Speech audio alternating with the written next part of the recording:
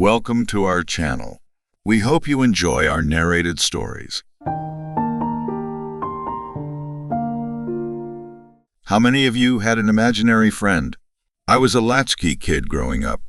My father served in the army overseas, and my mother took up a job at home to further support us. My mother didn't return until a couple of hours after school let out, so I'd be alone for a good while. I was an only child and had trouble making friends, so this compounded my loneliness. There was a playground about 2 blocks from my house that I'd frequent after coming home from school. I could get there faster by cutting through a small, but thick, forest clearing behind my house. It depended on how I was feeling whether I'd do so, as the canopy of the tree line made the forest below dark as all get out. Some days I'd cut straight through, and some days it made me far too rattled and anxious to try. The playground itself was very old. There had been some additions to it over the years, as well as some parts getting replaced for safety reasons.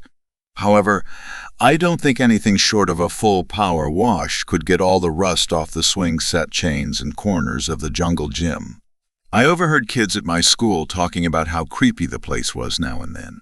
Some even came up with their own urban legends surrounding the place. I never found it that scary, though. To me, the wear was almost comforting. Whenever the playground was empty, I'd imagine all the kids who had played there.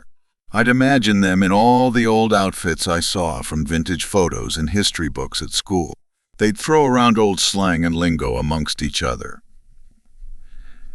And I'd watch from the lone swing set in the corner of the playground.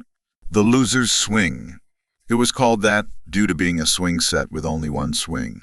Over time, the second swing's attachment to the chains had degraded in an unrepairable way.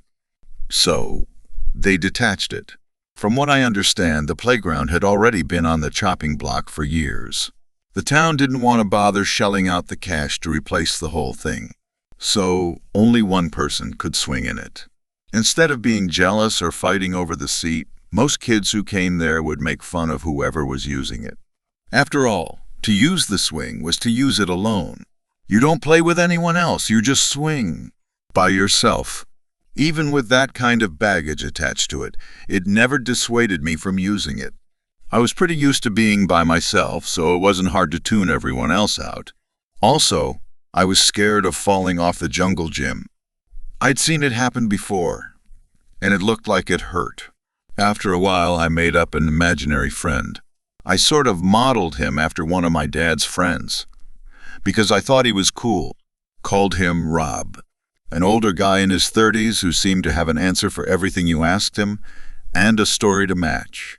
When I used the swing, I'd envision the swing next to me repairing itself, and he'd take the seat. I'd ask him why the sky was blue, and he'd say, well, 'cause it's God's favorite color. I'd ask how planes stay in the air, and he'd tell me they had people behind it blowing it forward real hard. I'd ask all the questions kids ask, and he'd always have an answer right away. Only one question seemed to stump him. I asked, "Why do people die?" He looked at me, tilted his head, stared for a long while. He seemed to be as confused as I was, but tried to come up with an answer.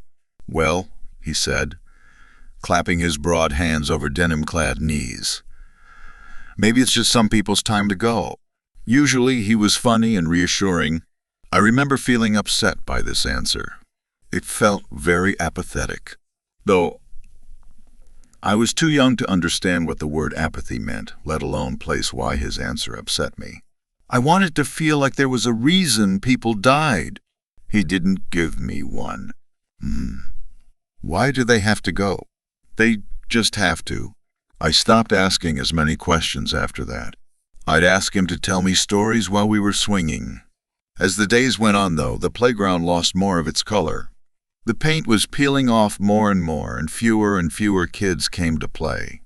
There were rumors that they were going to completely tear the place down any day now. It was sad for me, but the playground had become less of a comfort over time. I struggled to keep up the conversation with my imaginary friend. I couldn't even maintain the image of all those old kids playing here. It was hard imagining anyone playing here anymore. I remember the last time I went, though. I had been getting bullied in school for a while. I don't want to mention him by his real name, so I'll call him John. As far as bullying goes, it wasn't anything too awful. He'd pick on me, sure, but it was just name-calling or teasing me for not having friends. He never tried to hit me or anything like that, but he was relentless. One day, he heard that I'd go to the playground after school, so he decided to come visit it. I can't remember what he said when he showed up. Some generic teasing, I'm sure, making fun of me for using the loser's swing. Again, nothing out of the realm of very basic schoolyard bullying. I tuned it out the best I could and kept swinging, my gaze glued straight ahead. He got mad that I was ignoring him and grabbed the chains mid-swing to stop me. That's when Rob got up. I remember his face twisting into a terrifying, enraged expression, his face red as a beet. He pointed at John and screamed at him to get away from me, and that he'd beat him half to death if he didn't turn tail. I flinched, completely horrified by how angry he was and wanting to shrivel into myself to hide from it. I don't know what came over him and had never seen him act like that before. That isn't even what haunts me about it, though. What scares me most is that John seemed to hear it.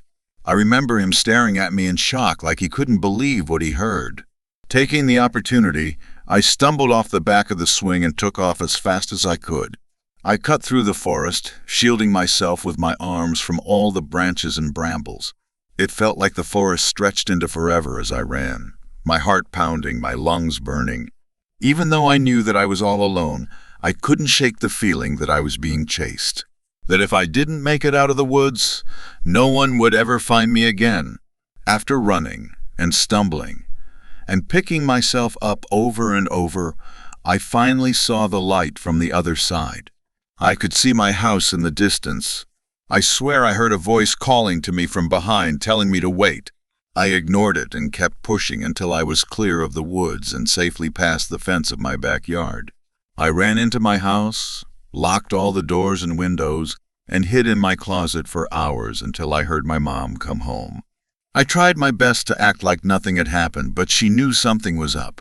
She was always worried about me.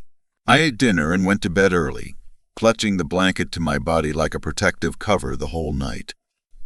That was the last time I ever saw John. I didn't see Rob for a long time either. In the following days, they had put up missing posters all over the neighborhood for John. He hadn't come home, and I seemed to be the last person who ever saw him. The police visited our house and asked me some basic questions about it, since a few of his friends knew he had come to the playground for me specifically. I gave them a general summary of what happened, though I left out Rob's place in the story for obvious reasons. They seemed to accept what I said and didn't come to question me again after that. After all, there wasn't much more I could tell them. There were rumors about me after that in school, though. Some of the other kids thought I killed him and hid his body in the woods. As much as it upset me at the time, I can't blame them all that much. We were kids, and I was always distant and antisocial. If I was in their shoes, I might have thought the same thing. For the rest of my school life, I did my best to keep my head down and stay out of trouble. I made a few friends here and there, thankfully. It wasn't a lot of friends, but they were good ones. Without them, I could have turned into an insane recluse as I got older.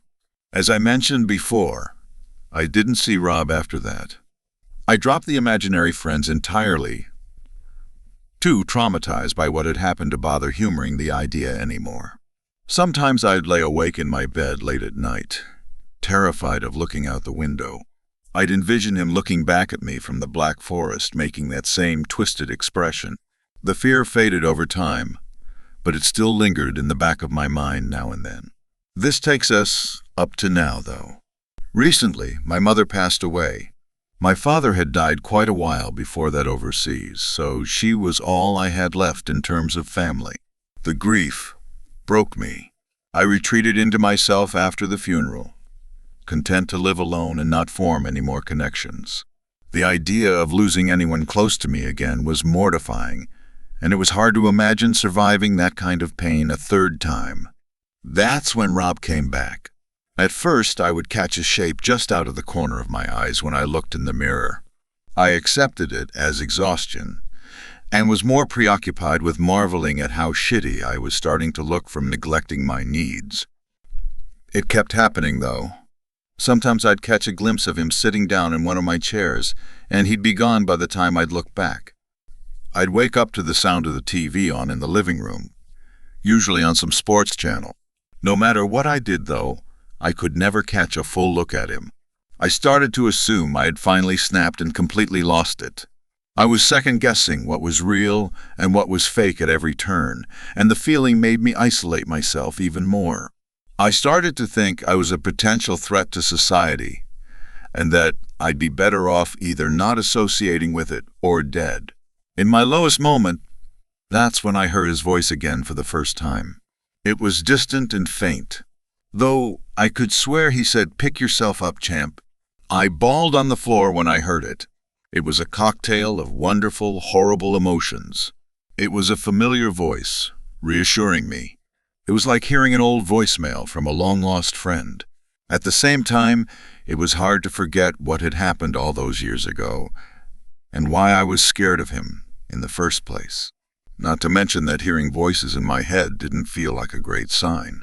But at least I didn't feel quite as alone. It was sort of a wake-up call. I tried putting myself back together. I started sleeping on a more regular schedule and made sure to eat at least 3 times a day. I tried reaching out to old friends and socializing more. I had grown agoraphobic over the months I had spent locked away inside, so I did my best to get outside for as long as I could manage each day. I've gotten a lot better. I feel healthier than I ever have, and I'd like to say I'm okay again. I've recovered, at least. Only I thought that would make Rob fade away, back into the recesses of my mind. He hasn't. I still see him. Whether out of the corners of my eye, in old photos, or even in the distance outside my house, I still see him. Sometimes, at night, I hear his voice muffled outside my window. I try to pick it up on my phone, and the nights I leave it recording are the nights he doesn't talk. That's not the only thing bothering me, though. John's case is being reinvestigated. The playground was torn down decades ago. However, they've recently been clearing the forest behind my old house as well. While they were cutting down trees, part of a tree trunk collapsed when it struck the ground. Inside the debris, they found remains of a child's skeleton. The bones matched some of John's old X-rays. No one knows how they got in there, as the portion the bones were in was toward the very top of the tree. A few feet below it, words carved into the tree read, "Had to go."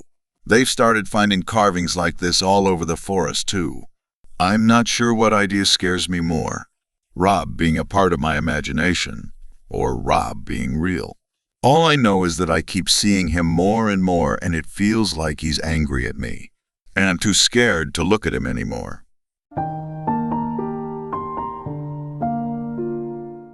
The end. Thank you very much for watching.